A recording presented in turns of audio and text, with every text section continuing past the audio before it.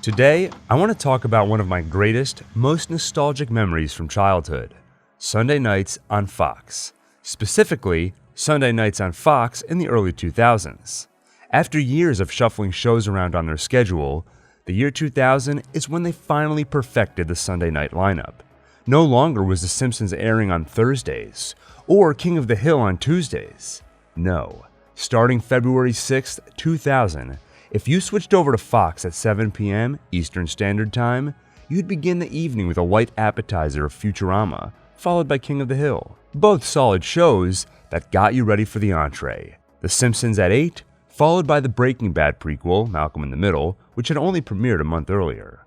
Then, after 2 hours of laughter, if you were brave enough, and if you didn't mind the disapproving glances from your parents at staying up too late, you joined Mulder and Scully on their latest X-Files investigation.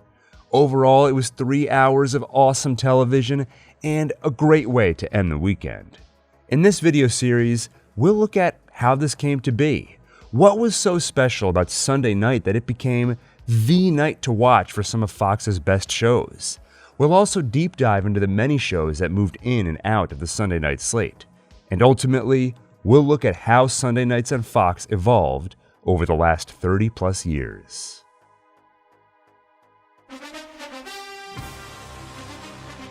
Now, I should address the elephant in the room up front. At this time, the early 2000s, The Simpsons was in its 11th season, and according to a chart I found on the internet, it was definitely past its prime. And The X-Files, in its 7th season, was also on the decline. But you have to understand, I was 11 years old at the time, so my tastes weren't quite as refined as they are now. Also, I had a special relationship with Sunday nights. You see, I hated school. It's just that I was so popular and had so many friends, it would just get kind of annoying and stressful to deal with, all those friends. Some of them were girls even. Anyway, I dreaded going to bed Sunday nights. There was nothing worse than the feeling of getting in bed after 2 days of video games and hanging out, knowing that you had to be up at 6 a.m. the next morning to go to the last place in the world you wanted to go. Sunday afternoon, as you watched the clock tick closer and closer to the end of the weekend, the only thing standing between you and the hell that awaited was a few heroes. And their names were Hank Hill, Philip J. Fry, Homer Simpson, and Malcolm... Wait, what was his last name again? Let's see. Malcolm Wilkerson? Wait, or is it Malcolm no last name? You know what? I'm gonna say his last name was in the middle. Yeah, let's go with that. Anyway, even if a couple of these shows weren't at their best, in the year 2000, they came together to form a solid 3-hour block of television that delayed bedtime and gave you one last thing to look forward to. Even when they weren't at their best, they didn't disappoint. Except those few times when you flip over to Fox expecting to see King of the Hill, but instead, you see a bunch of guys throwing a football around. It's okay, you tell yourself. The game will be over soon and I'll get to watch The Simpsons at least. But the game keeps going. Yeah, sometimes when football games went long, they would preempt some of these shows, meaning they would start in the middle of an episode, or worse, wouldn't even air them at all. In terms of disappointment, this rivaled that feeling of waking up to see a bunch of snow falling, and you think, school is for sure getting canceled today. You turn on the news and see the list of cancellations, and yeah, school is canceled for the next town over, and every other town in a 20-mile radius, but no, for some reason, you're going to school today, on time. I guess ice and snow work differently in your town, or maybe the school board just doesn't care if a couple of school buses crash in an icy pileup. Honestly, some mornings I would have welcomed it. Did I mention I really didn't like going to school? Anyway, my point is, my childhood was filled with a lot of disappointment. So these Sunday nights, when my last refuge before the end of the weekend was preempted by a football game, it felt like a betrayal. But football games aside, I loved Sunday nights on Fox. And in particular, I loved the early 2000s lineup. So I thought it'd be fun to look back at its origins, like if I tuned to Fox on Sunday night in, say, 1992 or 1988, what was on? Was Sunday night always the night to watch? Let's take a look and find out what was on TV way back when, and how Sunday nights on Fox eventually hit their stride. Let's start with the origins of Fox itself. Before the Fox Broadcasting Company, or FBC, or simply Fox, debuted in 1986, there were three major networks known as the Big Three: CBS, NBC, and ABC. Over the years, there were various attempts by different studios to create a fabled fourth network. And in 1956, 30 years before debuting their own channel, Fox actually flirted with the idea, purchasing a 50% stake in the new NTA Film Network. Today, by the way, there are considered to be five major networks: CBS, NBC, ABC, Fox, and the CW. The CW just had to ruin things by breaking from the tradition of abbreviating their network name with three capital letters. They're just two capital letters, C and W, and that wasn't enough, so they had to also throw the word "the" in front of it. Anyway, at the time, the NTA Film Network was being described as the fourth network, perhaps finally fulfilling that prophecy. And as part of taking a stake in the new network, 20th Century Fox brought with them the vast library of films they'd produced, which could be broadcast on the network. So, in 1956, if you turned on this primordial Fox network on a Sunday night, what would you see? Well, the NTA Film Network was only a part-time channel, with shows and movies airing on Friday nights only. Just for fun though, let's check out a couple of the shows Fox produced for this channel, 30 years before they had their own network. There was Man Without a Gun, a western about a newspaper editor named Adam McLean who brought miscreants to justice without the use of violence or gunplay. Instead, he used moral ethics and common sense. Honestly, not a bad premise. And I love their use of the term miscreants. It's a word that doesn't get used enough. In fact, I think I'll try to use it more on this channel. By the way, one interesting thing about this show is that the actor who played Adam McLean was named Rex Reason, which totally sounds like what you'd expect the character's name to be rather than the actor. Rex Reason brings miscreants to justice by reasoning with them. Another notable series was How to Marry a Millionaire. This was a sitcom, so a little closer to what Fox would achieve 43 years later with its comedic Sunday night lineup. The show is about three women who concoct a scheme to land rich husbands. They do this by renting a pricey penthouse on Park Avenue they can barely afford and try to ingratiate themselves in rich society to find millionaire bachelors. The series was notable for a couple of reasons. One, it was one of the first TV series to be based on a movie. 4 years earlier, in 1953, 20th Century Fox released a film by the same name with a similar premise, starring Betty Grable, Marilyn Monroe, and Lauren Bacall. The second reason it was notable is that the show starred Barbara Eden in her first role as a regular cast member. Only a few years later, she would land the role she is most known for, Jeannie in I Dream of Jeannie. Anyway, the network launched in October 1956, and just a few years later, in November 1961, it dissolved, failing to fulfill the prophecy of a fourth network. Like the other networks that came before it, they just couldn't compete with the Big Three. Over the years since then, 20th Century Fox would of course keep making movies, and still dabble in television here and there, producing shows for the Big Three, shows like Perry Mason, MASH, and Batman. Fast forward 24 years to October 1985, and 20th Century Fox is ready to take another crack at making their own TV network.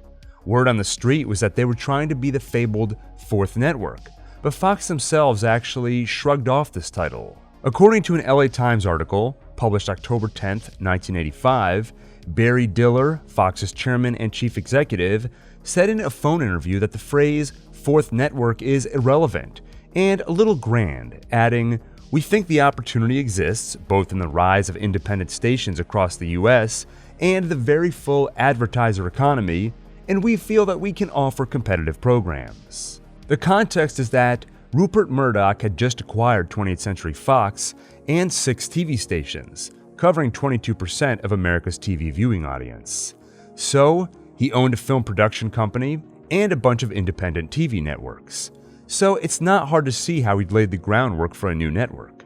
The plan was to use the resources of 20th Century Fox to create great content and use the new conglomerate of networks to get that content out to the viewing public. Finally, on October 9, 1986, The network, officially named Fox Broadcasting Company, began with a soft launch, meaning it was just one show that aired in select markets to sort of test the waters. It was called The Late Show, hosted by Joan Rivers, and I'll save you the trouble of checking your calendar. October 9th, 1986 was a Thursday, so Sunday nights on Fox still didn't exist yet. But let's take a second to look at The Late Show, the inaugural Fox program.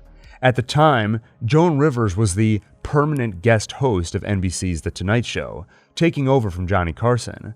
But Fox offered her more money and she jumped ship. Apparently Carson felt snubbed by this and held a bit of a grudge, never speaking to her again. She was also banned from the show for over 25 years as Jay Leno and Conan O'Brien respected Carson's wishes in carrying on the grudge. The show performed well initially, but the ratings quickly dwindled. And in early 1987, Fox executives decided to fire Joan Rivers' husband, Edgar Rosenberg, as the show's producer. Rivers pushed back, but ultimately, she and her husband were both fired. And sadly, 3 months later, he committed suicide. Interestingly, in 1994, Joan Rivers and her daughter played themselves in Tears and Laughter, the Joan and Melissa Rivers story, a made-for-TV movie dramatizing the tragedy. As you can tell, the Fox Broadcasting Company has quite a history that could easily be its own video. But let's finally get to the matter at hand: Sunday nights. 6 months after its soft launch, Fox finally had its grand opening on April 5th, 1987. And yes, my friends, that day was a Sunday. And that was no mistake, by the way. Sunday nights represented a golden opportunity for Fox. If Fox wanted to become the fourth network, they had to be different and offer something that ABC, NBC, and CBS didn't. According to Business Insider's article, these were the milestones that made Fox a powerhouse fourth network. At the time, the government required networks to air family programming in the 7 to 8 p.m. time slot on Sundays. ABC had the Disney Sunday Movie, CBS had 60 Minutes, and NBC had Our House, which starred Wilford Brimley, by the way, who you young folks probably recognize from the memes. However, Fox did not meet the FCC requirements to officially be considered a network. Instead, they were just a collection of smaller stations, meaning they were not subject to the family programming rule for Sunday nights. By the way, in trying to verify this story from Business Insider's article, I'm finding that the FCC's policy, the family viewing hour, was actually removed in 1976 as it was deemed unconstitutional, which was years before Fox debuted. But I'll admit the history on it is a little spotty and hard to fully decipher. However, even if the Business Insider article is wrong here, there is still some truth in it. Even though the policy was removed, the networks still generally honor the tradition of sticking to family-friendly programming in at least the first hour of primetime. So one easy way for Fox to differentiate themselves was by airing edgier shows freed from the shackles of family-friendly programming. And that's exactly what they did. On Sunday, April 5th, 1987, at 7 p.m. Eastern Standard Time, Fox debuted Married with Children, a sitcom, followed by The Tracy Ullman Show, a comedic variety show. Married with Children especially took advantage of not having to be family-friendly by leaning into what many considered to be controversial, low-brow humor, especially for the times. What else could you watch on Fox's first Sunday night? Well, you could watch Married with Children and The Tracy Ullman Show, again, at 8 p.m., and again at 9 p.m. Jamie Kellner, FBC's president and chief operating officer, said at the time that these multiple airings were done so viewers could sample the new shows without missing 60 Minutes, Murder, She Wrote, or the 8 o'clock movies, popular shows from the Big Three. Over the next few weeks, Fox premiered a new show every Sunday, growing the lineup throughout the month of April. On April 12th, they introduced the action drama 21 Jump Street, starring a young Johnny Depp, with a 2-hour TV movie special. On April 19th, they added the half-hour sitcom Duet, and finally, come Sunday, May 3rd, they debuted the full lineup and Fox's Sunday night was born. First, 21 Jump Street from 7 to 8, then from 8 to 10, you had 4 half-hour comedies, Married with Children, The Tracy Ullman Show, Duet, and Mr. President. A few weeks later, on May 30th, they would debut a Saturday night lineup as well, but that's for another video. In part 2 of this series, we'll go through each of the Sunday night shows in a little more detail, but first, you might be wondering, what was on the rest of the time? If Fox had not yet debuted a Saturday night lineup, for example, what was on if you turned to Fox on a Saturday night? Well, that was up to the affiliate networks. You probably have or remember having a Fox station on your TV with a number appended to it. For example, Fox 5 if you were in the New York City area, or Fox 29 if you were in Philly. TV networks like Fox serve their programming through affiliates that show some or all of that network's shows. The rest of the time, the local network can show whatever they want, usually a combination of local news and syndicated programming, or reruns. That's why Married with Children, for example, is a show that, at the time, not everyone got to see. You could only watch it if you were located in a market where a local affiliate chose to air it. Anyway, let's pretend we just stepped into a time machine and went back to 1987. It's Sunday, and you've got school the next day, which sucks. If only there were something to look forward to. Something to give you one last little kernel of entertainment before you have to go to bed and try falling asleep despite the hell that you know awaits you. Then you remember something, yeah. The other day you were tuned to Channel 5, WNEW TV, and saw a weird commercial. Starting on April 5th, you'll view Sundays in a whole new light. That's right, Fox is here, and they're saying Sundays don't need to suck anymore. Well, in part 2, we'll see if they were right, by watching select episodes from each of the shows in Fox's premier Sunday night lineup. We'll especially focus on Married with Children, which set the tone of comedy that Fox would carry on for decades to come.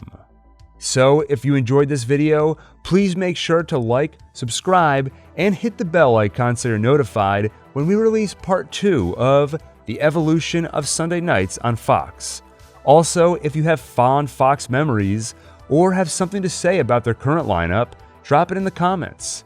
With that, thank you for watching and see you on the next One Take.